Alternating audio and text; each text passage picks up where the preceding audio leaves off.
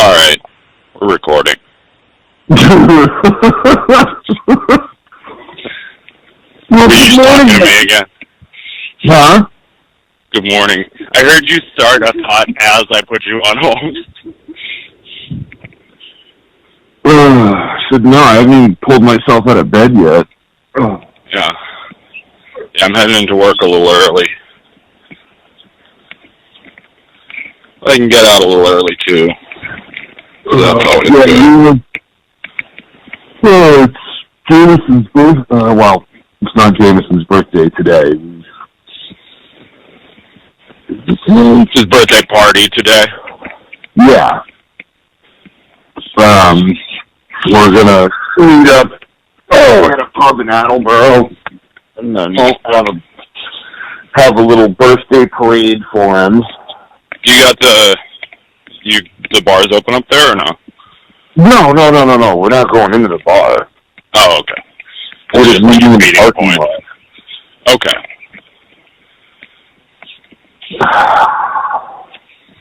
We got restaurants starting to open up on Monday down here.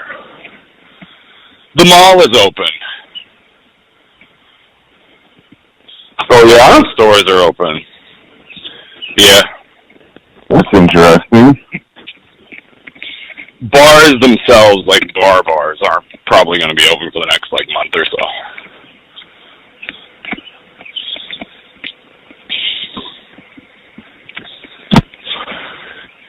So I realized there was something that I meant to bring up when we were talking about Star Wars on Saturday. You mean when I got, overly excited and was super shitty to people? Yeah. Okay. That's how it goes. So this Obi-Wan Kenobi series. First of all, we've got, are you familiar with the character of Ahsoka Tano? That's Anakin's apprentice, yeah. Yeah, there we go. That was the word I was looking for. Rosario Dawson is coming in to play Ahsoka Tano on The Mandalorian. Yeah. And apparently she's also going to be playing her on the Kenobi series. Okay. But it looks like she's also getting her own live-action series. Nice. So that's one of the secret Star Wars projects that's coming up. So that's pretty cool. Rosario Dawson is one of those actors who's like, I want this part so bad. Like she wanted to play this character even before anybody offered it to her. Sort of like Ewan McGregor. I'm sure they would have gone ahead and done an Obi-Wan Kenobi series without him, but he was so enthusiastic about doing it. But I was thinking about the Obi-Wan series, and I was thinking about the end of Episode 3, and the direction that Yoda gave to Obi-Wan before they both went into exile. Yeah. That he had been communicating with Qui-Gon Jinn, the Force Ghost, to train in the ways of the Force and learn to channel yourself into a Force Ghost. Yep. Do you think we're going to see Qui-Gon Jinn in the Obi-Wan Kenobi series? That would be pretty cool. Well, I was going to say, that would make sense. Mm-hmm. But the question is, are we going to see... I mean, obviously, it's going to be Liam Neeson, but... That was my next thought. It would be awesome to see it, but only if they got back Liam Neeson. But apparently he had filmed some cut content. He had recorded his audio for Episode 3. There were some cut scenes where Yoda's talking to Qui-Gon Jinn. Huh.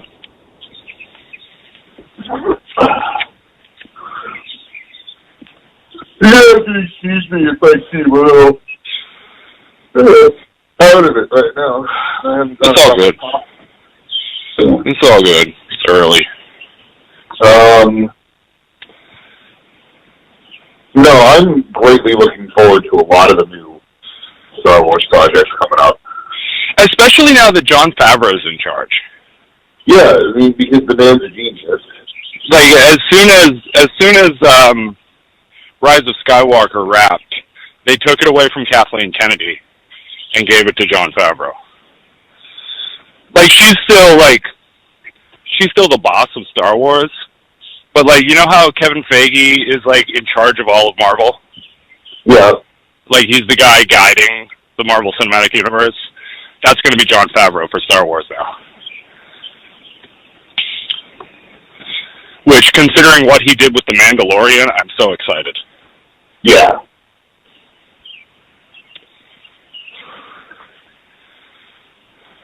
Oh yeah, well we don't really know what we're going to do with what's going to be canon and all. We don't really have a roadmap for this. You had books.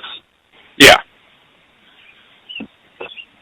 No, and there were some of those books that I wanted to see. Well, they're slowly bringing in like little pieces from the original EU. I doubt we'll see Mara Jade, but they brought back Grand Admiral Thrawn. He doesn't fit into the canon where he used to. Like, it used to be post Jedi. That was when you met Thrawn. He was like the new big bad, and now I think he was on Rebels, which is between the prequels and the originals. Yes. But now we've got this whole High Republic thing going on. Yeah. That's their next, like, big... So, they're doing comics, and they're doing books, and probably some video games all about the High Republic, which is Disney's version of the Old Republic. Takes place, I want to say, like, 400 years before the prequels. So we'll probably see Yoda in there. That's what I assume this... If the new trilogy doesn't carry on further past the sequel trilogy, I would say it's probably going to take place, like, well before the prequels. Sure, as long as it's not complete shit. The Game of Thrones guys, they're not doing anything anymore. They dropped out or got fired. I'm not sure which. But they were going to do their own trilogy, and it was going to be about, like, the founding of the Jedi Order. Like, all these Force-sensitive... And I have zero faith. Like, when you told me that they hired the Game of Thrones guys to do something for Star Wars, the first words out of my mouth, and I quote, were so they can make a really great first couple movies, and then just disappoint everybody with the last one. Yeah, I mean, they announced it before everybody saw the last season of Game of Thrones. Yeah, and was, like, completely disappointed. I didn't keep up terribly with Game of Thrones. I watched the last season. I think I stopped watching, like, season 4, and then came back to the last season. Well, they should, to be honest with you, they should have just waited. They should have what? They should have waited for R.R. Martin to finish the fucking book, because he wanted, what the fuck? He wanted that show to be 11 seasons. Yeah. It was as soon as they decided to... Here's what I wonder. So the guys who ran the show, they've talked about how part of them being allowed to do Game of Thrones was that George R.R. Martin, every time anybody ever came to him to ask if they could do Game of Thrones, he made them figure out who Jon Snow's mother was. Like, that was the test. And they accurately guessed who Jon Snow's mother was. They're the only ones out of everybody. So they're the only ones who managed to guess who Jon Snow's mother was. Huh. That's why they were allowed to do the show. But I wonder, did they change it on the show? Or did they spoil Martin's books for everybody? It's like, is there still a reason for Martin to write those books and for people to read those books? Well, they said that he had been working on what was the last book, whatever, how many books it was, and they couldn't wait for him to finish. Yeah. I think it's supposed to be 7 books, and we're still waiting on 6. Like, the second to last book is still not out. Like, 15, 20 years later. Yeah, I get it. Martin's one of those unreliable creators. Like, Frank Miller, he'll get really excited about a project, but if a comic book is more than, like, 5 or 6 issues, you lose Frank Miller somewhere in the middle. It's the same, like, Martin got really successful and people started offering him all these deals, and then Game of Thrones, the thing that he got all his fans for, the things that he was famous for in the first place, those kind of fell by the wayside. He's got this video game coming out, and he's got another TV series starting, and it's just like, he doesn't have time for Game of Thrones, which should really be his priority if he cares about his fans. Now, mind you, I'm not a big Game of Thrones fan. I've never read any of those books. They're way too long. It's just he's the kind of creator that really annoys me. That he creates so infrequently and makes such large amounts of work. Yeah. He's one of those content creators that just pisses me off. Oh, shit. Okay. I wonder if he had the time during quarantine to finish his fucking book. Probably not. No. And he's always come up with more creative ways to kill people. Yeah.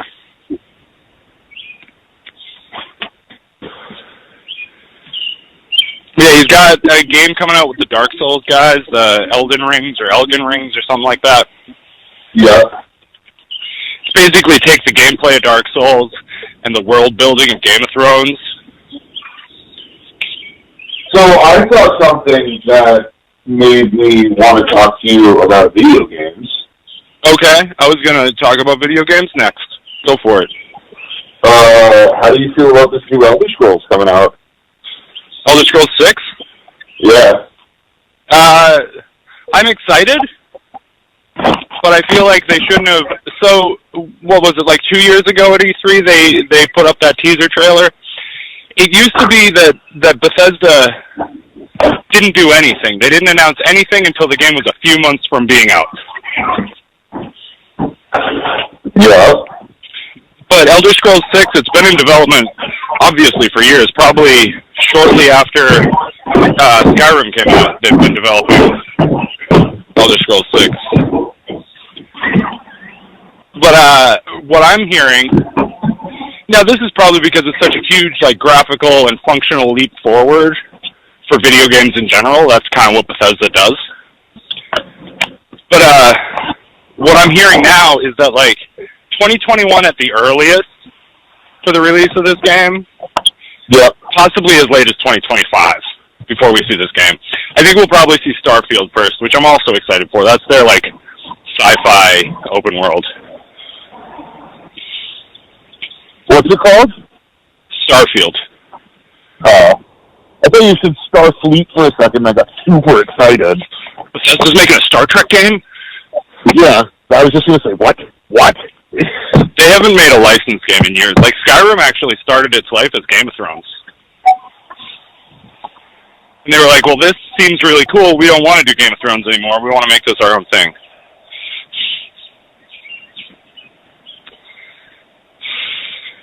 But they used to do licensed games back in, like, the late 80s, early 90s. They made, like, Terminator games and shit before Todd Howard took over.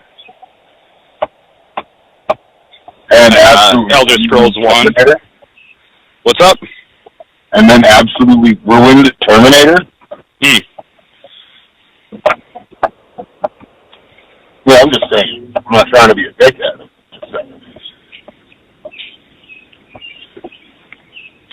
But I've been playing Assassin's Creed Odyssey. Yeah? I like it a lot. So I had tried a bunch of the older Assassin's Creed games, and I was never a big fan of that gameplay. But now that they've like switched over to like action RPG, it's like the gameplay reminds me a lot of The Witcher. Like it's the same kind of gameplay as The Witcher. See, I'm hoping for Valhalla that they take that out. So Valhalla is supposed to be. I've been reading a lot and watching a lot of videos about Valhalla, and it's supposed to be they're taking like the modern Assassin's Creed gameplay style and trying to mix in more of what classic Assassin's Creed fans really loved about it. So it's definitely like in Odyssey, there's no Assassin's Brotherhood, there's no Templars, because it takes place well before any of that was established. But this one, your Viking character. Is that your car? Yeah, I'm on my way to go get some coffee. I thought there was a problem with my phone. No. But your Viking character. Now, the thing I'm not sure about, I don't know if he's actually like a member of the Assassins, but he does work with them. Like he meets them early. I think they're planning to bring in characters that we'll recognize from older games.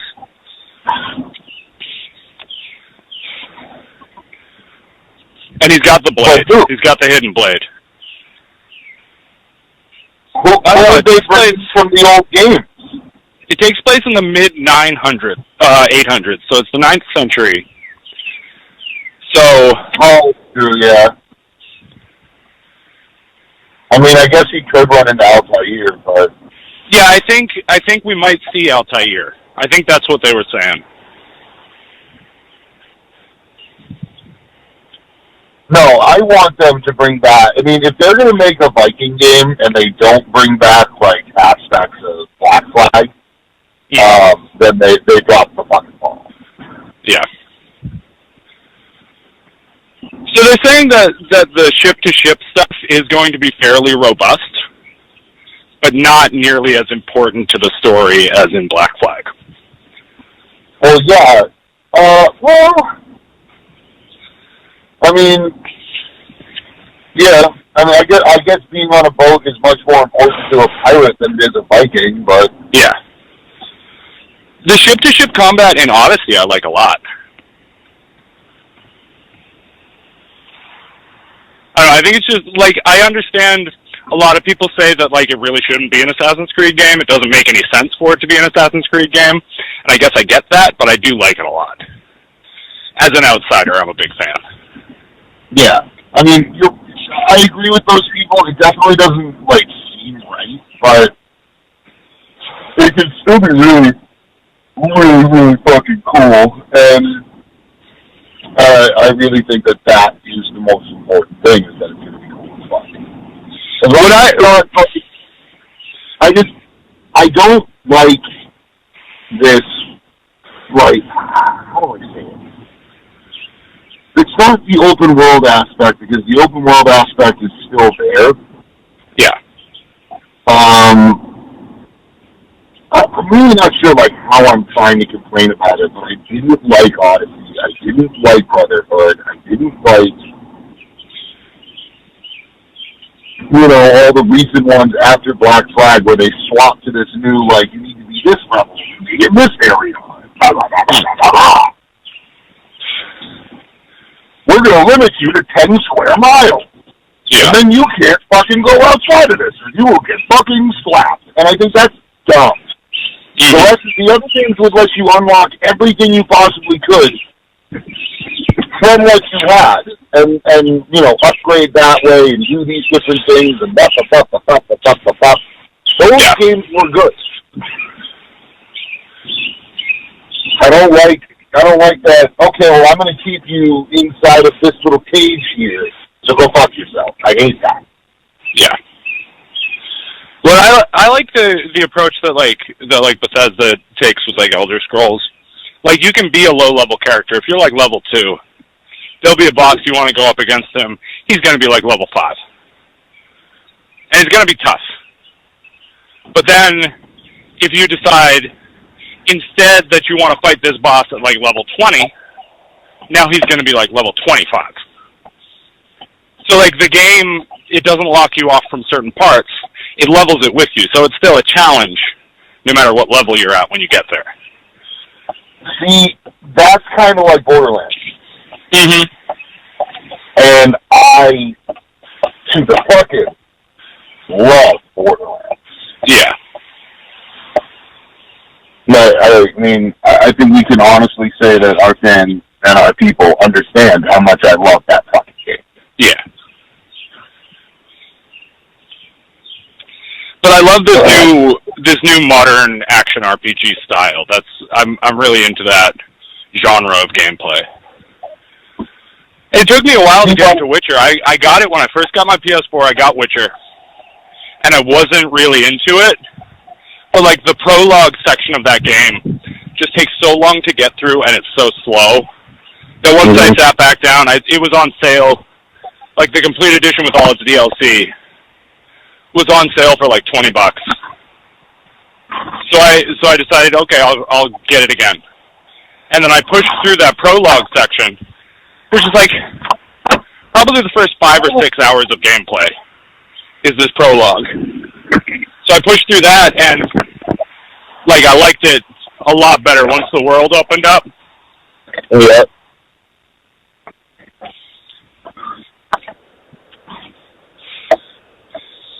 No, These very story-heavy games are getting like it's a crapshoot. Like you got to get enough stuff into that game for people to actually be interested in like the story itself. No, I know exactly what you mean. Hang on 1 second, I'm getting help here.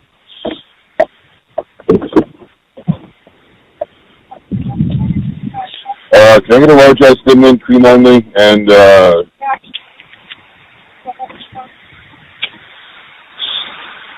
okay, then I'll take a I'll take a large ice Irish cream then. And that's big cheese on those. Nope, that's gonna do it. I don't have my coffee flavor anymore. Oh. Get it together, Duncan. That's upsetting. Oh well, they'll come out with another chocolate mint thing somewhere. They always do. Is that like seasonal, the Thin Mint? I don't know. I know that the peppermint mocha, that's seasonal flavor. That I know. Yeah. I don't know when Girl Scout season is.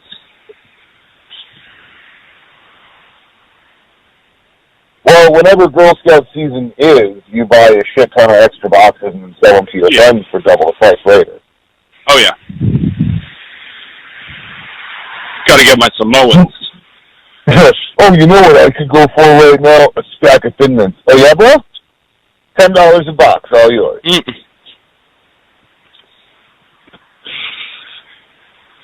Oh, change this up a little bit. Good news.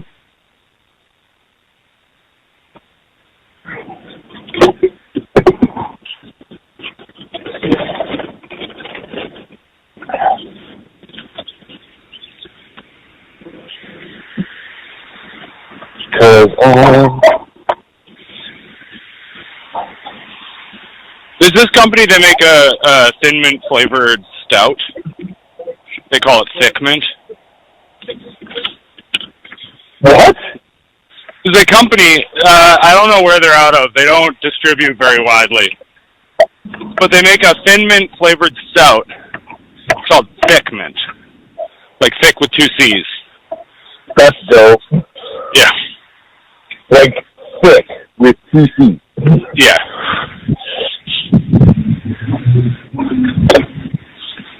Fuck you.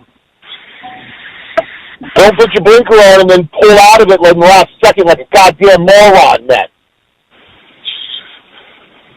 I hate people, especially people from Rhode Island. Rhode Island. Massachusetts wing should just be an extended piece of Connecticut because that state's a piece of shit too.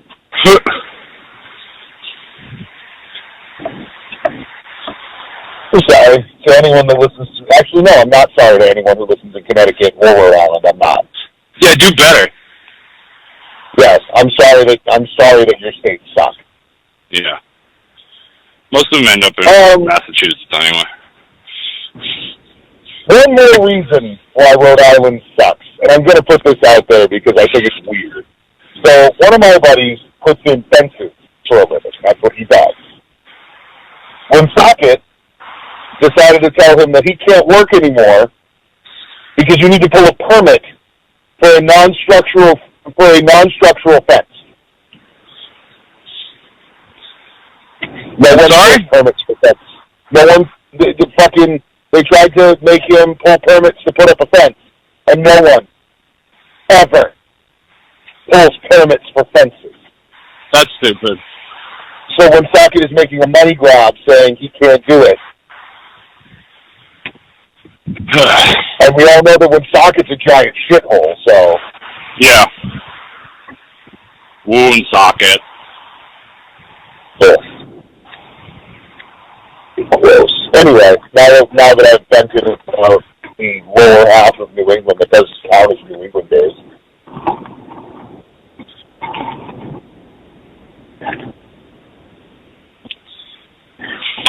Ooh, I forgot how good that was.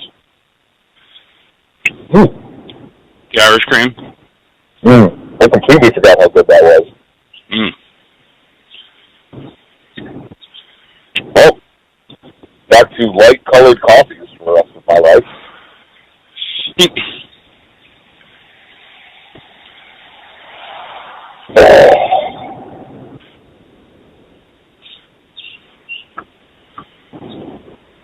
Well,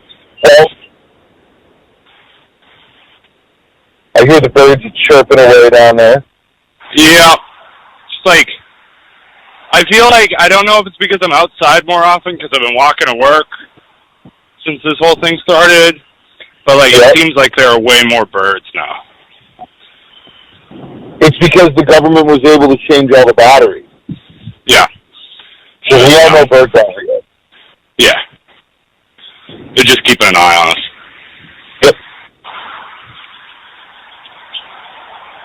Yep. Do you really think birds just stand around like that?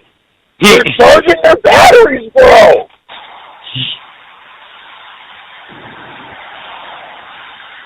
Alright, I'm coming up on the main road, so it's going to get real loud with traffic. Okay. So I think I'm going to go ahead and let you go. Alright, this has been a solid quickie. Yeah. A little afternoon delight in the morning. I'll get it up either tonight or tomorrow. Bye, man. Alright, sir. It was nice talking to you. It was good talking to you as well. I'll talk to you later. Indeed, sir. Bye. Bye.